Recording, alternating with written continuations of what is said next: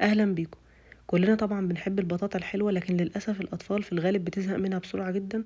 أنا مش عارفة ليه بصراحة، مع إنها كانت بالنسبة لنا زمان هي كانت الحاجة الحلوة اللي بناكلها أصلا.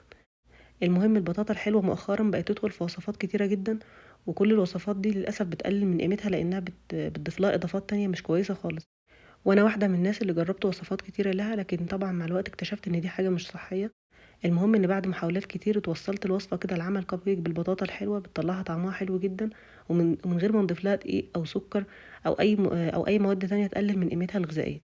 إن شاء الله النهاردة هشارك معاكم الوصفة دي، وإن شاء الله في الفترة اللي جاية برضو هشارك معاكم وصفات كتير بالبطاطا الحلوة بدون ما نقلل من قيمتها عشان بس نقدر نستفيد بيها.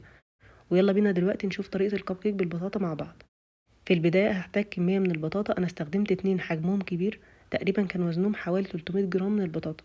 قطعتهم بس بالشكل ده، هو الشكل مش مهم قوي يعني، أنا بس بحاول أصغر حجمهم شوية عشان هحطهم في الخلاط. بعد ما قطعتهم صغير شوية كده أنا استخدمت الكبة، ممكن طبعا تستخدموا الخلاط اللي هو العادي بتاع العصير. المهم أي حاجة تقطعها صغير. كمان بديل الخطوة دي ممكن تعملوها بالمبشرة، لكن المبشرة اللي هي بتكون الناحية اللي بتبشرها صغير قوي، اللي بتكون ضيقة شوية. شغّلت عليها الخلاط بالشكل ده، ومن وقت للتاني بس بانزّلها كده عشان كلّها تتخلط كويس. أنا عايزة أوصّلها لحجم صغير جدًا على قد ما نقدر. عمومًا الخطوة دي مش صعبة، هي البطاطا فعلًا جامدة شوية، لكن الخلاط بيعملها بسهولة، فما تقلقوش من الخطوة دي. لكن في نفس الوقت ما تتقّلوش برضه أوي على الخلاط، يعني حطّوا كمية تكون مناسبة له.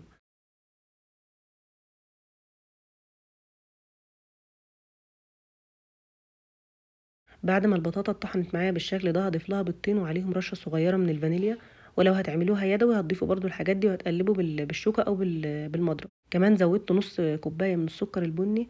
السكر البني مش أساسي في الوصفة دي خالص، وكمان ممكن تستخدموا من تِلت لنُص كوباية. عادةً باضيف العسل، وأوقات كتير باضيف stevia عشان تسعُّرات وكده، لكن عمومًا تقدروا تضيفوا اللي تحبوه. من تِلت لنُص كوباية برضه من العسل، وstevia لو هتضيفوها تستخدموا معلقتين كبار. يعني التحلية اختياري سواء كان نوعها أو كميتها، تقدروا تتحكموا فيها حسب الرغبة. كمان زوّدت نُص كوباية من الحليب. دلوقتي هاكمّل خلط عشان بس عايزة البطاطا أحاول أفرمها أكتر، فهاطحنها شوية بس مع الحليب، وكمان عشان السكر يدوب. ودلوقتي زوّدت لها معلقة صغيرة من القرفة، ومعلقة ونُص صغيرة من البيكنج باودر، معلقة كبيرة من الزبيب، ومعلقة كبيرة من جوز الهند، وكمان استخدمت معلقة كبيرة من السمنة البلدي.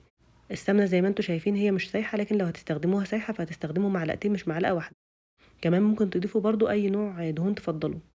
هاكمّل بقى خلط الخليط ده كويس جدًا عشان بس كل الحاجات دي تتجانس مع بعض. آخر مرّة شغّلت الخلاط ده ما أخدش وقت، لإنه بالفعل كانت المكونات متجانسة، هو بس يا دوب الحاجات تتقلب كلّها مع بعض، وعلى طول باضيفها في قوالب الcupcake. القوالب دي أنا رشّيت فيها بس رشّة من الزيت. يُفضّل لو أنتم هتستخدموا مثلًا قالب كبير ترشّوه بالزيت أو بسمنة كويس جدًا، ويُفضّل إنكم تضيفوا مثلًا رشة شوفان أو أي حاجة، أو حتى لو هتضيفوا رشة جوز الهند، لإن الكيك ده بيلزق جدًا، فأنا حتى قوالب الcupcake أنا رشّيتها بزيت برضه. هتستخدموا أي قوالب تفضّلوها والحجم اللي تحبوه، وباكون مسخّنة الفرن جنبي على درجة حرارة 180. الكمية كانت أكتر من قوالب الكب كيك، والباقي ده أنا ضِفته في قالب صغير كده، وده مش هيعمل قوام كيك، هتكون حاجة مختلفة شوية زي البودنج كده. والقالب ده أنا ضِفت له شوية كده من chocolate chips، ودي ممكن اختياري، يعني ممكن تضيفوها حتى على قوالب الكب كيك زي ما تحبوا، ممكن تستغنوا عنها خالص. بعد ما جهّزت القوالب دي هادخّلها الفرن على درجة حرارة 180 ويكون سخن جدًا. أنا بس حابة أوضّح حاجة هنا، إن الكيك ده بيتأخّر شوية جوّه الفرن، لإن البطاطا بتاخد وقت في التسوية شوية. يعني مثلًا قوالب الكب كيك دي ممكن توصل لنُص ساعة، فعادي ما تقلقوش. لو بصّيتوا عليها بعد ربع ساعة ممكن تلاقوها طرية خالص زي ما هي. قوالب الكب كيك الصغيرة دي ممكن تقعد في الفرن حوالي من 25 ل30 دقيقة، والقالب الكبير شوية ده بيقعد حوالي 40 دقيقة. الوقت طويل شوية، لكن ما تقلقوش هو ده الطبيعي، وطبعًا هتتابعوها برضه طول الوقت. القالب الكبير ده مش بيطلع قوام الكيك، لو أنتم حابين إن هو يطلع قوام الكيك تقريبًا بتسيبوه في الفرن ممكن يوصل ل50 دقيقة، لإن هو القالب ده غويط شوية. دلوقتي بعد ما خرجوا من الفرن، الكب كيك دي كانت بردت تمامًا، أنا ما كسرتهاش كده غير بعد ما بردت وهديت خالص، علشان بس ما تكونش متفتفتة معايا وتتكسر بسهولة. وده القالب التاني، عايزة أوريكم شكله من جوّه، هو أصلًا مش بيكون كيك، تحسوا إن هو حاجة شبه البودنج كده، فالأفضل إنكم تاكلوه بالمعلقة. لو حبيتوا قوامه يكون زي الكيك هتأخروه جوّه الفرن شوية. كمان لو هتستخدموا صينية مقاس كبير، تقريبًا ممكن تاخد جوّه الفرن حوالي 45 دقيقة.